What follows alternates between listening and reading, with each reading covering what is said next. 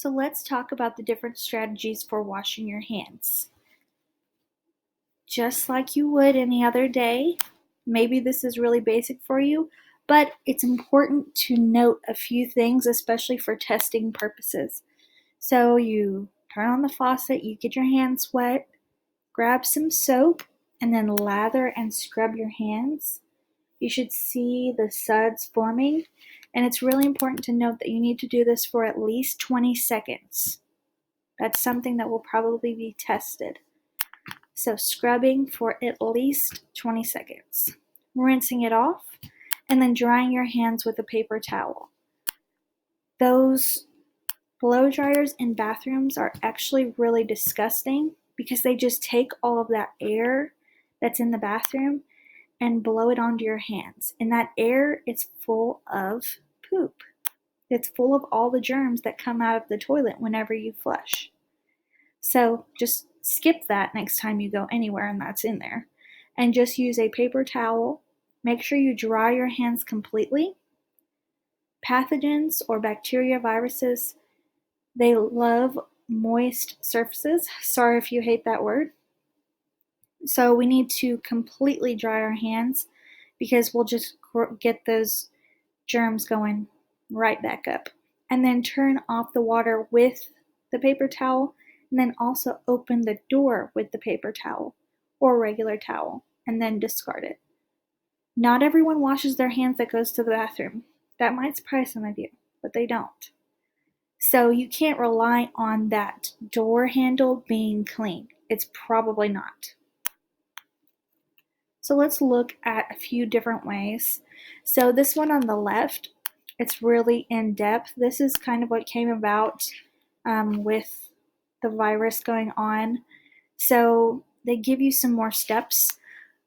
I had read somewhere that the thumb is usually the most missed spot on the hand. So really make sure that your thumb is clean. And then also your fingernails, underneath your fingernails, your fingertips are really clean. And then there's lots of different strategies for doing this correctly.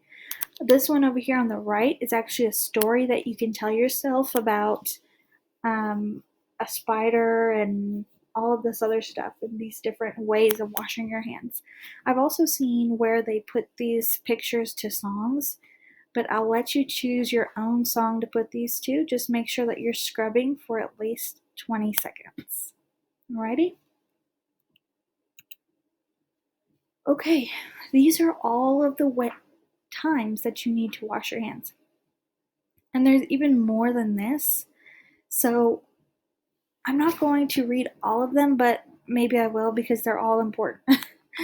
So anytime you change what you're doing, which is a lot, it will be a lot, you're going to have to wash your hands. So let's say you're cutting up lettuce and then you're done with that, but now you need to go get some chicken and start cutting up chicken. You're going to have to wash your hands and put on new gloves.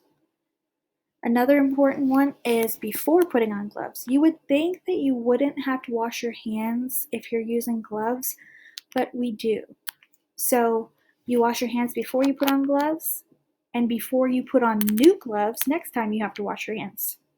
Seems like a lot, and it is a lot, but it's worth it when we know that we're keeping everybody safe.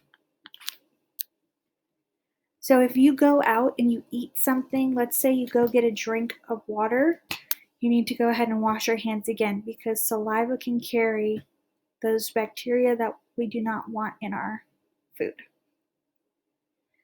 One thing that's going to be really hard for you guys to get used to is touching your hair or your clothing or your face, because we just have a tendency to kind of mess with our hair, push our glasses up, touch our clothes.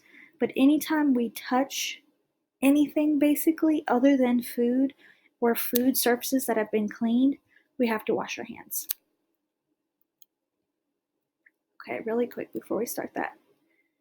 Well, now I forgot what I was going to say. So we'll just go ahead and watch it. All right, here's a